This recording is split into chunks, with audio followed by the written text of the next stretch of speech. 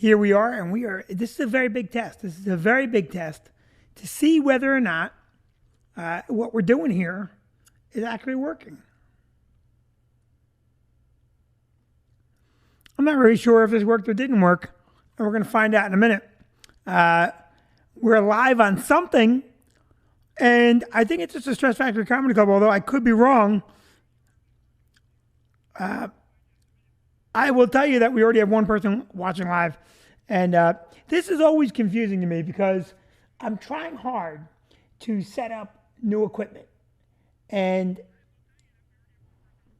I don't know if I'm doing it right or not. I mean, the way I feel about it is if I'm getting it right, great. We have some people tuning in right now. I did a live stream last night with Cassie. Got a lot of very big positive moments out of that. That was our 8 o'clock live stream. Today, I'm literally here just to tell you that my shows Friday night at the club need to have more people in them. Look, I'm doing the shows for you, and I want you there. All right, I'll be on John DeBella's show Friday morning, which is a Philadelphia show. But regardless of that, I enjoy doing DeBella's show, and you should listen in if you can.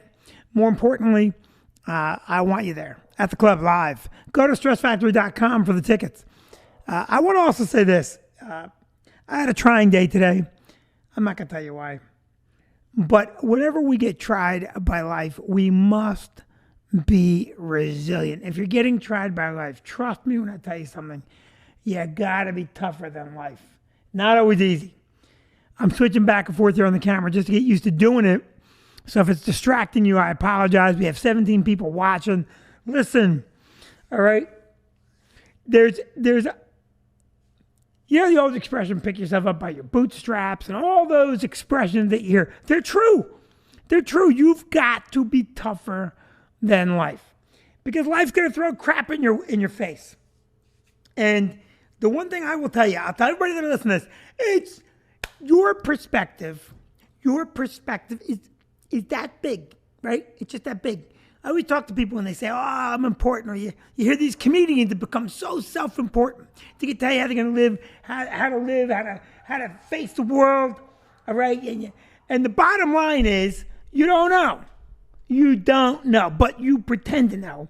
And you tell people, this is the way to do it. Listen, you're a comic. You should be the most fun person in the room. And I've talked about this in the past. You should be enjoying yourself. If you're not, come on. The vast majority of comics would fail at every other thing they did in life. They would fail at it. That's why they're not lawyers and scientists and doctors. It's not because they love making people laugh. It's because at the end of the day, they knew they would not succeed. Even the ones that got law degrees. Just because you have a law degree doesn't mean you would have been a good lawyer. There are plenty of bad lawyers that should have become comedians. All right, so when you're telling everybody your view of the world, why don't you just do me a favor and make me laugh? You know, you talk about how important you are. It pays to remember that Abraham Lincoln freed the slaves, saved the Union, oversaw one of the most tumultuous times in the nation's history. He got killed, and less than 6 minutes later, someone else was doing the job. Someone else was doing the job 6 minutes later. How important do you think you really are? Mr. Funny Man, just go have fun. Cracks me up, these people, they take themselves so seriously. Some of them are just, I don't know, beyond reproach. You take a guy who thinks he's the biggest thing in the world, and in actuality, how could you be bigger than, say, Tom Brady? Tom Brady's bigger than you. And guess what? If Tom Brady were on the field, throwing touchdown after touchdown, and then he broke his leg, the coach would run out, look down and say, hey, Tom, how you doing? Coach, it's bad. I broke my leg. I broke my leg, coach. You know what the coach would say to him? Tom, give me that plaything off your wrist. Okay, get on the dolly. You're holding up the game. We got to sell Pepsi-Cola. All right, look, my shows, which will be fun, are Friday night, 7 and 9 in New Brunswick. I want you there. Friday morning, I'll be on DeBella. Tomorrow afternoon, I'm doing a private event for my dear friends in Middletown. I'm doing an event for the Middletown Township Public Works. So I will see you there. This was just a test. It's short. I love you.